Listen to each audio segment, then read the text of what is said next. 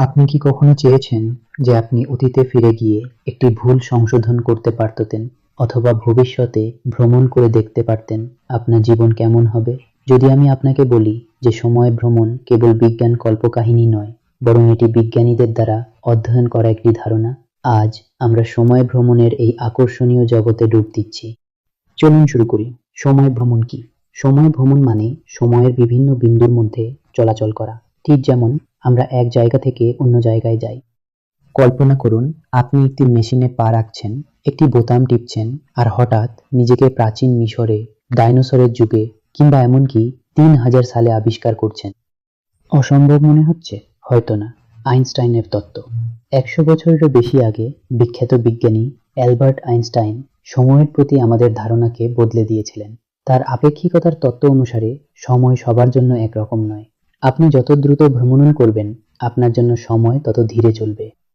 এই ঘটনাকে সময় প্রসারণ বলা হয়। উদাহরণস্বরূপ, দুটি যমজ কল্পনা করুন। একজন পৃথিবীতে থাকে, অন্যজন একটি মহাকাশযানে ভ্রমণ করে, যা আলোর গতির কাছাকাছি চলে। যখন নভোচারী ফিরে আসে, তার বয়স হয়তো মাত্র কয়েক বছর বেড়েছে, যখন পৃথিবীতে কয়েক দশক পেরিয়ে গেছে। এক অর্থে সে ভবিষ্যতে ভ্রমণ করেছে। কিন্তু আমরা কি ভবিষ্যতে ভ্রমণ করতে পারি? বিজ্ঞানীরা বিশ্বাস করেন যে ভবিষ্যতে ভ্রমণ তাত্ত্বিকভাবে সম্ভব। আন্তর্জাতিক মহাকাশ স্টেশনে থাকা নভোচারীরা ইতিমধ্যেই সামান্য পরিমাণে সময় প্রসারণ অনুভব করেন। পার্থক্যটা খুবই সামান্য, কিন্তু এটা প্রমাণ করে যে সময়কে প্রভাবিত করা যায়। চ্যালেঞ্জটা হলো আলোর গতির কাছাকাছি গতিতে পৌঁছানো। আজকের প্রযুক্তি দিয়ে এটা প্রায় অসম্ভব। আমরা কি অতীতে ভ্রমণ করতে পারি? অতীতে ভ্রমণ করা অনেক বেশি জটিল। কেন? কারণ এটি প্যারাডক্স তৈরি করে। এটি গ্র্যান্ডফাদার প্যারাডক্স নামেও পরিচিত। কল্পনা করুন, আপনি অতীতে ফিরে গিয়ে আপনার দাদাকে আপনার দিদিমার সাথে দেখা করতে বাধা দিচ্ছেন। যদি তাদের কখনো দেখা না হতো, তাহলে আপনার জন্মই হতো না। কিন্তু যদি তোমার জন্মই না হতো, তাহলে কে অতীতে ফিরে যেত? বিভ্রান্তিকর, তাই না? অতীতে সময় ভ্রমণের ক্ষেত্রে এটি অন্যতম প্রধান সমস্যা। কিছু বিজ্ঞানী মনে করেন যে মহাকাশে ওয়ার্ম হোল নামক রহস্যময় সুড়ঙ্গ সময় ও স্থানের বিভিন্ন বিন্দুর মধ্যে সংযোগ ঘটাতে পারে। একটি কাগজ ভাঁজ করার কথা ভাবুন। দুটি দূরবর্তী বিন্দু হঠাৎ খুব কাছে চলে আসে। ওয়ার্ম হোল মহাবিশ্বের শর্টকাট হিসেবে কাজ করতে পারে। কিন্তু সমস্যা হলো, কেউ কখনো ব্যবহারযোগ্য ওয়ার্ম হোল খুঁজে পায়নি। আপাতত সেগুলো তাত্ত্বিকই। আপনার কাছে যদি একটি টাইম মেশিন থাকতো, তবে আপনি ঠিক কোথায় যেতেন?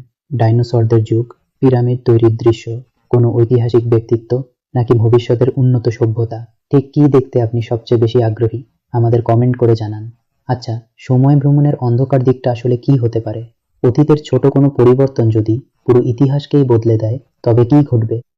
অতীতে একটি ক্ষুদ্র কাজ সম্পূর্ণ ভিন্ন ভবিষ্যৎ তৈরি করতে পারত। এই ধারণাটি বাটারফ্লাই এফেক্ট নামে পরিচিত। এটি ছোট পরিবর্তন বিশাল পরিণতি ঘটাতে পারে। সম্ভবত এই কারণেই সময় ভ্রমণ মহাবিশ্বের অন্যতম সেরা রহস্যগুলির মধ্যে একটি রয়ে গেছে। শত শত বছর ধরে সময় ভ্রমণ মানব জাতিকে মুগ্ধ করেছে। বিজ্ঞান যদিও ইঙ্গিত দেয় যে ভবিষ্যতে ভ্রমণ করা সম্ভব হতে পারে, অতীতে ভ্রমণ একটি রহস্যই রয়ে গেছে। মানুষ কি কখনো একটি সত্যিকারের টাইম মেশিন তৈরি করতে পারবে? তা কেবল সময়ই বলবে। ততদিন পর্যন্ত রোমাঞ্চ চলতে থাকবে। যদি এই ভিডিওটি আপনাদের ভালো লেগে থাকে, তাহলে ভিডিওটিতে লাইক দিতে ভুলবেন না। বন্ধুদের সাথে শেয়ার করুন। এসএমবি চ্যানেল ক্রিয়েশনস সাবস্ক্রাইব করুন। নোটিফিকেশন বেলটি অন করে দিন। ভিডিওটি দেখার জন্য ধন্যবাদ। পরবর্তী রহস্যময় অভিযানে দেখা হবে।